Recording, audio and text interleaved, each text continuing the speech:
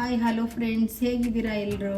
ನಾವಿವತ್ತು ಸಿಂಪಲ್ಲಾಗಿ ರುಚಿಯಾದ ಹೆಲ್ದಿಯಾದ ಬೀನ್ಸ್ ಪಲ್ಯ ಮಾಡೋಣ. ಅದು ಮಾಡೋದು ಹೇಗೆ ಅಂತ ನೋಡೋಣ ಬನ್ನಿ. ನಮಸ್ಕಾರ ಸ್ನೇಹಿತರೆ, ನಮ್ಮ ಫುಡ್ ವೈಬ್ಸ್ ಚಾನಲ್ಗೆ ಸ್ವಾಗತ. ನಾನಿಲ್ಲಿ ಒಂದು ಅರ್ಧ ಕೆಜಿ ಬೀನ್ಸ್ನ ಸಣ್ಣ ಕಿಚ್ಚಿ ತೊಳೆದಿಟ್ಕೊಂಡಿದ್ದೀನಿ. ಇದನ್ನ ಫಸ್ಟು ಒಂದು 5-10 ನಿಮಿಷ ಬೇಯಿಸ್ಕೊಳ್ಳೋಣ.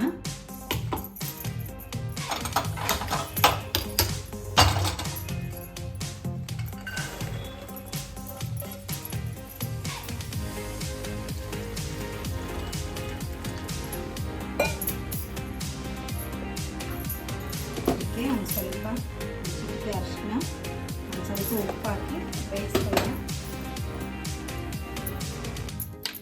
ಅದು ಬೇಯಲಿ ಅಷ್ಟೊತ್ತಿಗೆ ಮಸಾಲೆ ರುಬ್ಕೊಳ್ಳೋಣ. ಬನ್ನಿ ನಾವಿವಾಗ ಮಸಾಲೆ ರುಬ್ಕೊಳ್ಳೋಣ. ನಾನಿಲ್ಲಿ ಒಂದು 7-8 ಹಸಿಮೆಣಸಿನಕಾಯಿ ತೊಗೊಂಡಿದ್ದೀನಿ. ನಿಮಗೆ ಖಾರ ಎಷ್ಟು ಬೇಕೋ ಅಷ್ಟು ನೋಡ್ಕೊಂಡು ಹಾಕ್ಕೊಳ್ಳಿ. ಒಂದು ಸ್ವಲ್ಪ ಹಸಿ ಕೊಬ್ಬರಿ ತುರಿ, ಒಂದು ಸ್ವಲ್ಪ ಹಸಿ ಶುಂಠಿ, ಒಂದು ಸ್ವಲ್ಪ ಬೆಳ್ಳುಳ್ಳಿ ಹಾಕಿ ಇದನ್ನು ತರಿಯಾಗಿ ಪೇಸ್ಟ್ ಮಾಡ್ಕೊಳ್ಳೋಣ. ನೋಡಿ, ಇದು ಸ್ವಲ್ಪ ಬೆಂದಿದೆ. ಇವಾಗ ಇದನ್ನು ತೆಗೆದು ಇವಾಗ ಒಗ್ಗರಣೆ ಹಾಕೊಳ್ಳೋಣ. ಅದೇ ಪಾತ್ರೆಗೆ ಇವಾಗ 2 ಟೀ ಸ್ಪೂನು ಎಣ್ಣೆ ಹಾಕ್ಕೊಳ್ತಾ ಇದ್ದೀನಿ. ಎಣ್ಣೆ ಸ್ವಲ್ಪ ಬಿಸಿ ಹಾಕಿ 1/4 ಟೀ ಸ್ಪೂನಷ್ಟು ಸಾಸಿವೆ, 1/4 ಟೀ ಸ್ಪೂನು ಜೀರಿಗೆ, 1 ಟೀ ಸ್ಪೂನಷ್ಟು ಉದ್ದಿನಬೇಳೆ, 1 ಟೀ ಸ್ಪೂನ್ ಕಡಲೆಬೇಳೆ ಸ್ವಲ್ಪ ಫ್ರೈ ಮಾಡ್ಕೊಳ್ಳೋಣ. ಬೀನ್ಸು ಇದು ತುಂಬಾ ಪೌಷ್ಟಿಕಾಂಶ ಇರೋ ತರಕಾರಿ.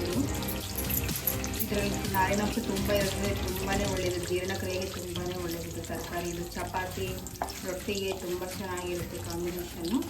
ಈ ಥರ ಮಾಡ್ಕೊಳ್ಳಿ ಮನೆಗೆ, ತುಂಬ ಚೆನ್ನಾಗಿರುತ್ತೆ ಇದು ಟೇಸ್ಟು.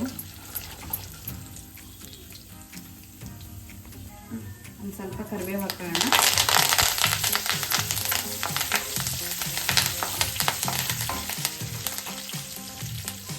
ಇವಾಗ ಇದಕ್ಕೆ ನಾನು ಮೀಡಿಯಮ್ ಸೈಜ್ ಈರುಳ್ಳಿನ ಸಣ್ಣಗೆ ಕಟ್ ಮಾಡಿಟ್ಕೊಂಡಿದ್ದೀನಿ.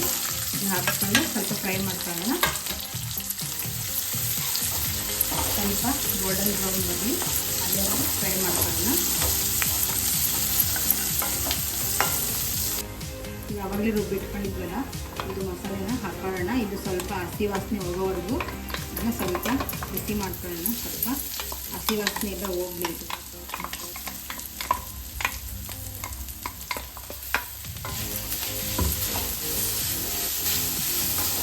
ಒಂದು 2 ನಿಮಿಷ ಹಸಿ ವಾಸನೆ ಹೋಗೋವರೆಗೂ ಸ್ವಲ್ಪ ಬಿಸಿ ಮಾಡಿ.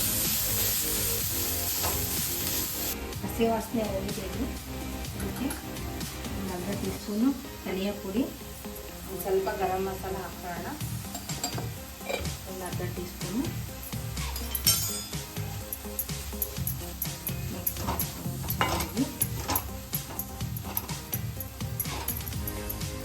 ಆವಾಗಲೇ ಬೇಯಿಸಿಟ್ಕೊಂಡಿದ್ವಲ್ಲ ಅದು ಬೀನ್ಸ್ ಹಾಕೋಣ. ಆವಾಗಲೇ ಬೇಯಿಸಿರೋದ್ರಿಂದ ಇವಾಗೇನು ಜಾಸ್ತಿ ಬೇಯಿಸ್ಕೊಳ್ಳೋ ಅವಶ್ಯಕತೆ ಇರೋದಿಲ್ಲ.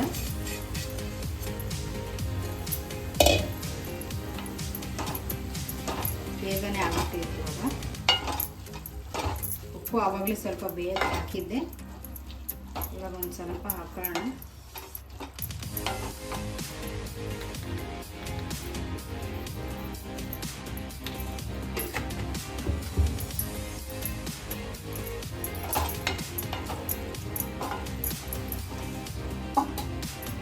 ನೋಡಿ ಆಗಿದೆ ಇದು ಇವಾಗ. ಸೊ ಫೈನಲಿ ಇವಾಗ ನಿಂಬೆಹಣ್ಣು ಹಿಂಡೋಣ.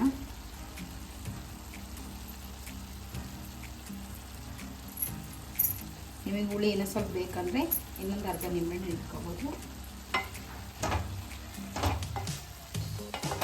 ಆಯಿತು. ಇದು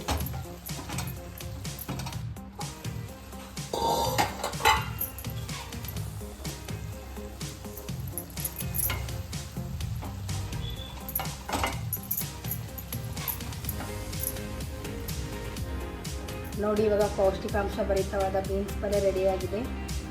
ಈ ವಿಡಿಯೋ ನಿಮಗೆ ಇಷ್ಟ ಆದರೆ ಲೈಕ್ ಮಾಡಿ, ಶೇರ್ ಮಾಡಿ, ಕಮೆಂಟ್ ಮಾಡಿ, ಸಬ್ಸ್ಕ್ರೈಬ್ ಮಾಡಿ.